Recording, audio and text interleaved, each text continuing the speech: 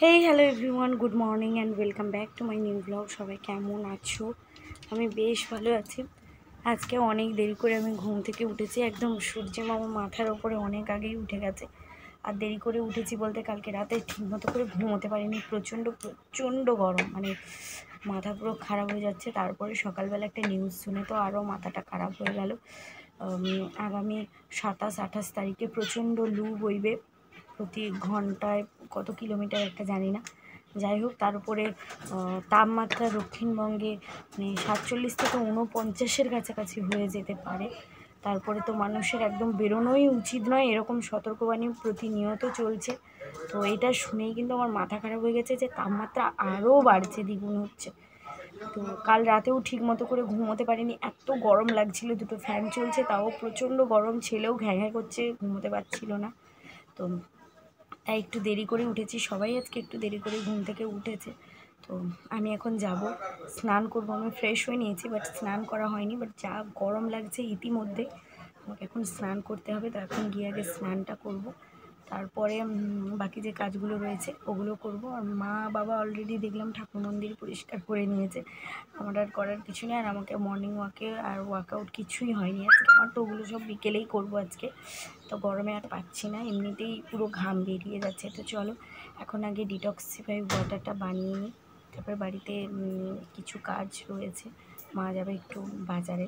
তো এই রোদের মধ্যে মাকে যেতেই হবে, খুব দরকার। মানে ব্যাংকে যাবে মূলত, দরকার, যেতে তো হবে। তো সেই জন্যই তো চলো আমি ঝটপট কাজগুলো করে নিই। আর তোমরা কিন্তু সবাই খুব সাবধানে থেকো, কেউ প্রয়োজন ছাড়া একদমই বাইরে বেরিয়েও না। আর যা কাজ এই সকাল সকাল মিটিয়ে নিও। যেহেতু ব্যাংক দেরিতে মানে 10টাতেই খোলে, সে কারণে গাড়িতে যাচ্ছে ওরা, একদম ছাওয়াতে ছাওয়াতে যাবে, গাড়ির ভেতরে যাবে, আবার গাড়িতেই চলে আসবে। সেভাবে কোনো প্রবলেম নেই, একদম ঘরের কাছে এসে গাড়ি দাঁড় করিয়ে দেবে, সেটা নিয়ে কোনো প্রবলেম নেই। তো চলো আমি আগে ফ্রেশ মানে স্নান করে নিই। ফ্রেশ তো হয়েই গেছি, স্নান করে নিই, তারপরে তোমাদের সঙ্গে দেখা হচ্ছে। আর হ্যাঁ, আজকের ভিডিওটা কিন্তু স্কিপ করো না, সারাদিন কী হচ্ছে না হচ্ছে দেখতে থাকো। স্নান করে চলে এসছে। এখন বাবা আবার মৌরলা মাছ এনেছে। দিদার শরীরটা হঠাৎ করেই খুব খারাপ হয়ে গেছে, কেন জানি না, হয়তো এই গরমের জন্য মানে ভীষণ দুর্বল হয়ে গেছে, উঠতে পারছে না, মাথা ঘুরছে সবসময়। তো তাই দিদাকে বললাম একটু শুয়ে পড়ো, আমি যাই এখন মাছগুলো বেছে নিই। এই যে আমাকে এখন এই মাছটা বেছে নিতে হবে। মৌরলা মাছটা কিন্তু একেবারে টাটকা, আগের দিনের মতোই। আর খুব ভালো করে না পারলেও যেরকম আমি বাছতে জানি ওভাবেই বেছে নেব, তারপরে বাবাই রান্নাটা করবে।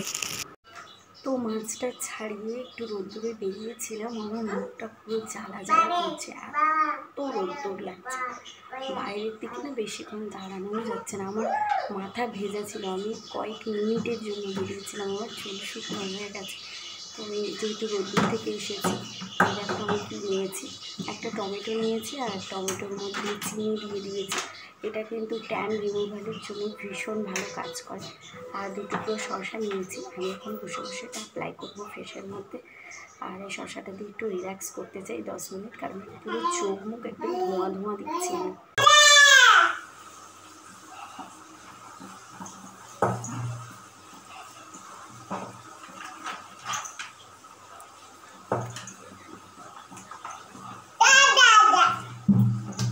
আমার ছেলে খেলছো,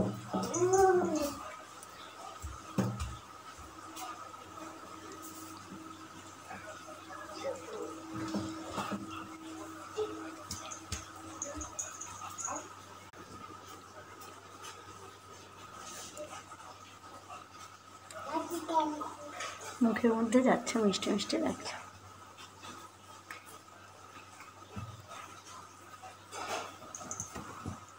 জামার মধ্যে পড়ছে।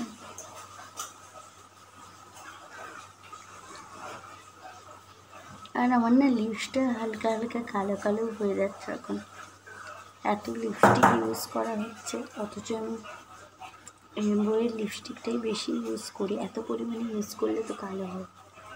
তারপরে এবারে বাড়ি গিয়ে আমি উল্টো পাল্টা লিপস্টিকও ইউজ করা হয়ে গেছে। সত্যি বলতে অ্যাভোয়ের লিপস্টিকটা অ্যাটিটিউডে এত ভালো, এত ভালো, ধারণার বাইরে হয়ে গেছে। এবার আমি 10 মিনিট মতো শুকনো করে নেবো।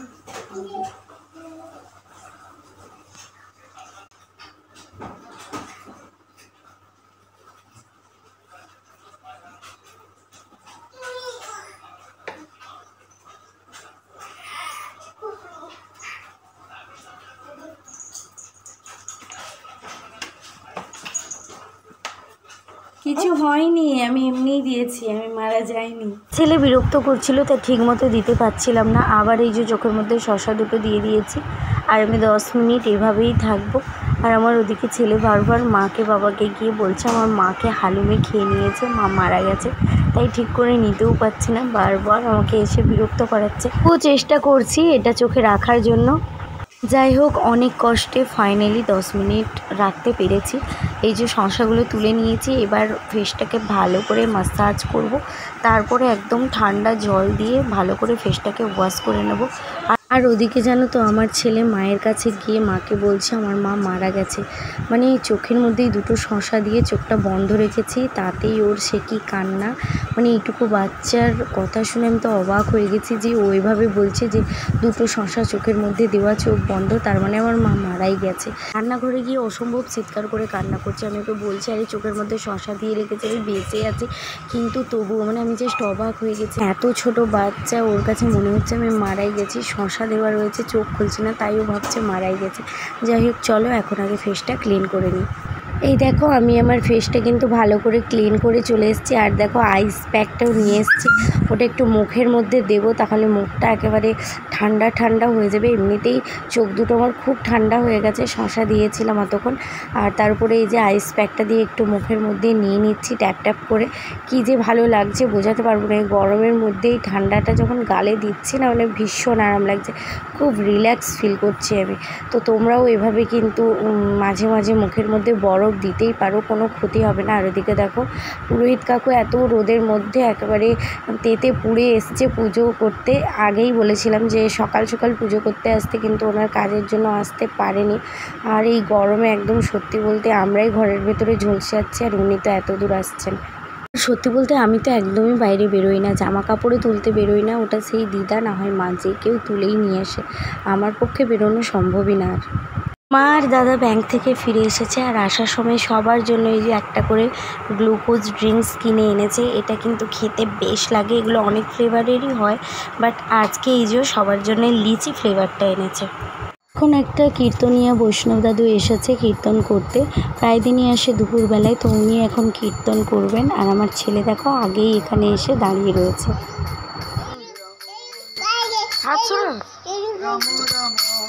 দাদু হাত ছড়া, হাত ছড়া, আরে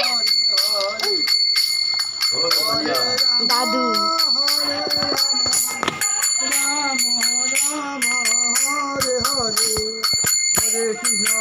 হ্যাঁ কি ওই দেখ, আমি কি জানি পয়সা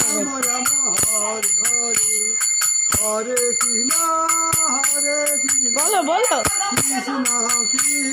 আমার ব্যাগ থেকে নাও, হরি বল হরি বল, নাচো নাচো, হরে কৃষ্ণ বলো, তুমি তো কি বলছো। এই কীর্তনীয় বৈষ্ণব দাদুটা যখন তখনই দুপুরবেলাতেই বেশিরভাগ আসেন, আর এসে উনি কিছু সাহায্য চান ওনার গোবিন্দ সেবা দেওয়ার জন্য। তো তাই মাও দিয়ে দিয়েছে, মা পয়সা দিয়েছে, উনি চাল নেবেন না আজকে, বলেছেন চাল আলু। তারপরে আমাকে বলছে আমি কীরকম ওনার ভিডিওটা তুলেছি একটু দেখবে, তাই ওনাকে এখন আমি ভিডিওটা দেখাতে নিয়ে যাচ্ছি। ঘরে বসুন। এদিকে সবাইকে খেতে দিচ্ছে, বাবা আর ছেলের খাওয়া হয়ে গেছে, বাকি রয়েছে দাদা, আমি, মা, দিদা, আমরা এখন খেতে বসে গেছি। আর আজকে আমি মায়ের বকা খেয়ে অনেক দিন পরে ভাত খেতে বসেছি। আর একদম হালকা ফুলকা খাবার আমি নিয়েছি, কারণ আমি একদমই রিচ খাই না, একদম লাইট খাবার নিয়ে আমি এদিকে বসেছি, মা, দিদা, দাদা বসেছে অন্যদিকে। অনেক দিন পরে ভাত খেয়েছি, ওই 1 কাপ মতো। টক দই নিয়ে নিয়েছি এখন 1 বাটি, টক দইটা খাবো, স্যালাড তো ভাতের সঙ্গেই খেয়ে নিয়েছি। আর সত্যি বলতে অনেক দিন পরে ভাত খেয়েছি,